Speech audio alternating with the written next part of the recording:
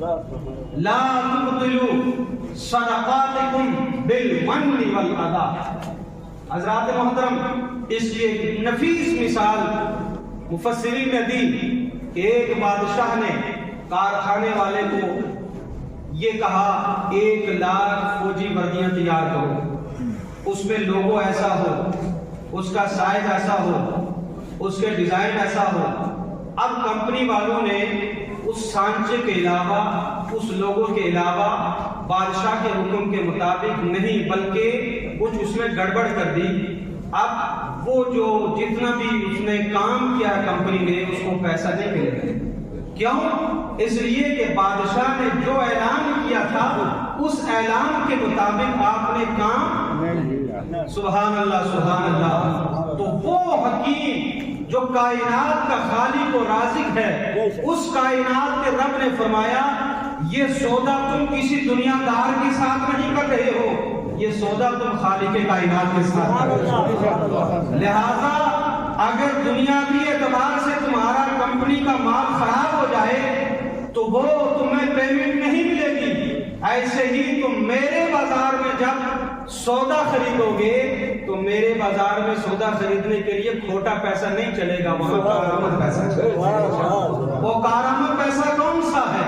رب کائنات نے فرمایا لا تبطلوا صدقاتکم بالمن والاذى. اپنے صدقات کو نہ تو احسان جتا کر باطل کرو اور نہ کسی کو تکلیف دے کر باطل کرو. اب جو بندے صدقات دے کر احسان جتاتے ہیں یا تکلیف دیتے ہیں، ان کی مثال بھی قرآن پاک نے بڑی پیارے انداز میں بیان فرمائی. فرمایا کالذی ينفق مالہ رئاء الناس.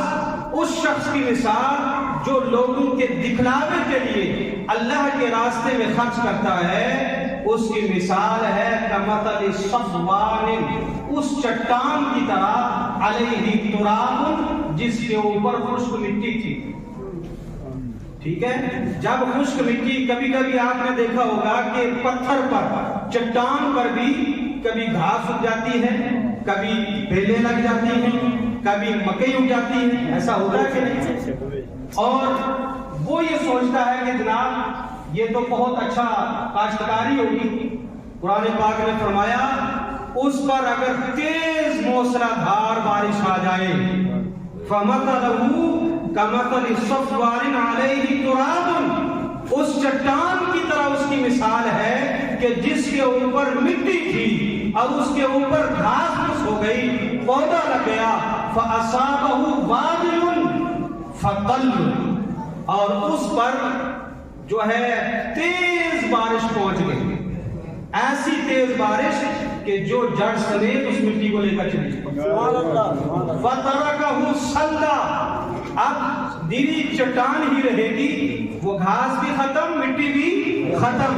ایسے ہی تمہارے صدقات کی مثال ہے جو تم اللہ کے راستے میں خرچ کرتے ہو اور لوگوں کو دکھانے کے لیے کرتے ہو، تمہاری مثال ایسے ہو جائے گی. قرآن پاک نے فرمایا لا یقدرون علی شیء مما کسبوا، وہ جو چیز کماتے ہیں وہ کسی چیز پر، اس چیز پر قادر نہیں. یعنی کہ وہ جس طریقے سے وہ کسان اس پودے کو حاصل نہیں کر سکتا، گھاس کو حاصل نہیں کر سکتا، ایسے ہی اس شخص کی مثال ہے جو اللہ کے دکھاوے کے لیے، ریاکاری کے لیے کوئی کام کرتا ہے.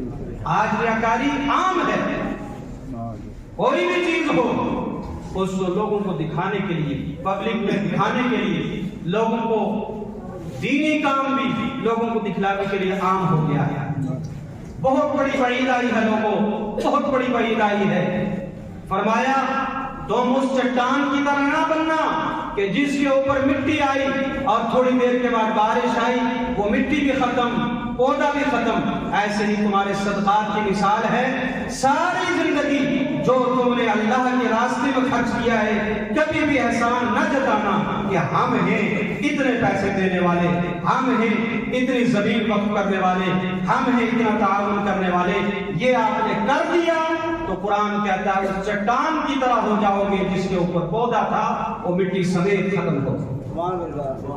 حضرات محترم، قرآن پاک نے فرمایا لا تبطلوا صدقاتکم، اور صدقے کے اندر کتنے حروف ہیں؟ صاد دال قاف ہے، کتنے حروف ہیں؟ 4، کتنے حروف ہیں؟ اور چاروں حروف کسی نہ کسی معنی پر دلالت کرتے ہیں۔ فرمایا صاد یہ صدن سے بنا ہے، اس کا معنی آتا ہے روکنا۔ جو بندہ مومن صدقہ و خیرات کرتا ہے تو وہ جہنم کے عذاب سے وہ صدقہ اس کو روک لیتا ہے۔ یوں ہی دال سے مراد ہے دلالت، اور دلالت کا معنی آتا ہے رہنمائی اور رہبری کرنا۔ جو بندہ مومن صدقہ و خیرات کرتا ہے وہ صدقہ اس کو جنت کی رہنمائی کرتا ہے۔ اسی طریقے سے تیسرا لفظ آتا ہے قاف، اور قاف سے مراد ہے قرب الہی۔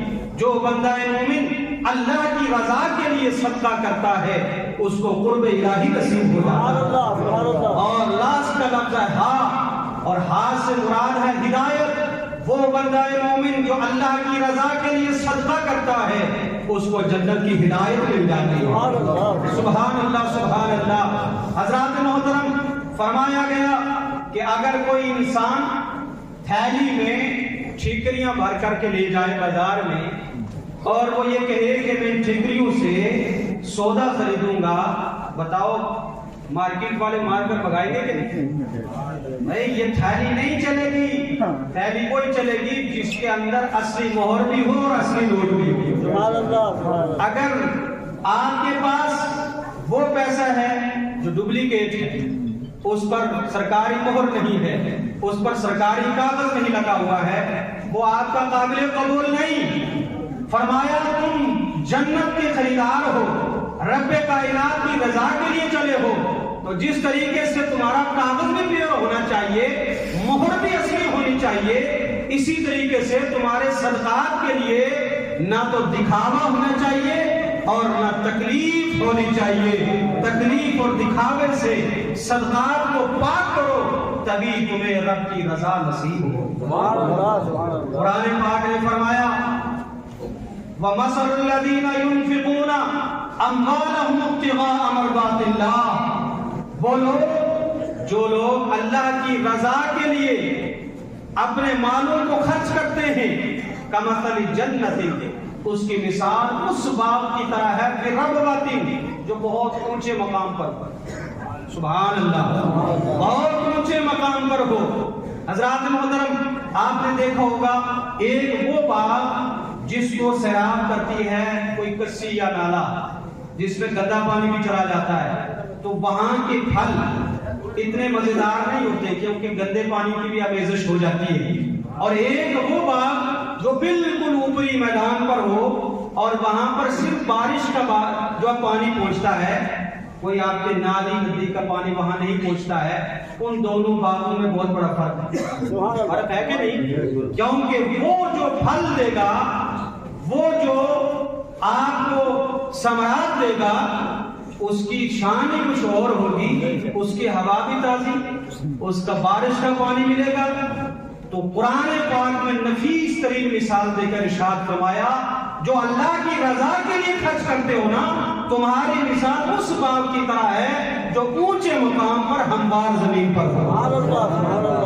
فَأَصَابَهَا وَابِلٌ، فرمایا کہ اس کو سیلاب کوئی تمہارا دنیاوی دریا نہیں کرتا، کوئی ندی نالا نہیں کرتا، اس کو سیلاب بادل کرتا ہے۔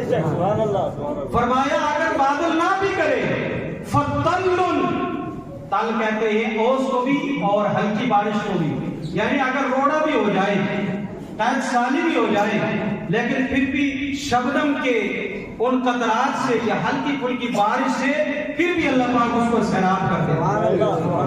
تو اے لوگوں جو اللہ کی رضا کے لیے تم اپنے صدقات کو، اپنے مالوں کو خرچ کرتے ہو، تمہاری مثال اس باغ کی طرح جو اونچے مقام پر ہو، اگر اس پر بارش کا پانی برس جائے فبھا، اور اگر بارش کا پانی نہ بھی پہنچے تو اس پر اوس ہی کافی ہوتی ہے۔ سبحان اللہ سبحان اللہ۔ تو قرآن پاک نے فرمایا فَأَصَابَهَا وَابِلٌ فَآتَتْ أُكُلَهَا ضِعْفَيْنِ، ہو جائیں صدقات کی مثال تو آپ سن ہی رہے ہیں، سبحان اللہ، اور اللہ کے راستے میں خرچ کرنے کی مثالیں تو آپ سماعت کر ہی رہے ہیں۔ توجہ ہے؟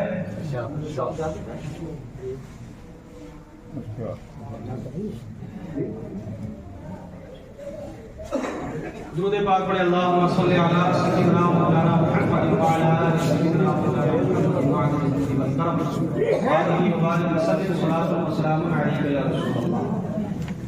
ایک مثال یہاں پر جو قرآن پاک نے دی ہے، آپ کے مالوں کو جو اللہ کی رضا کے لیے خرچ کرتے ہو اس کو باغ سے تشبیہ۔ کیوں؟ فرمایا کھیت میں سال میں ایک بار کھیتی ہوتی ہے، پھر کٹائی ہو جاتی ہے، لیکن باغ ایسا ہے اس کی کھیتی ایک ہی بار ہوتی ہے، جب پھل لگتے ہیں تو بار بار اس کو کٹائی نہیں کرنی پڑتی، وہ پھل آپ زندگی ساری کھاتے ہیں۔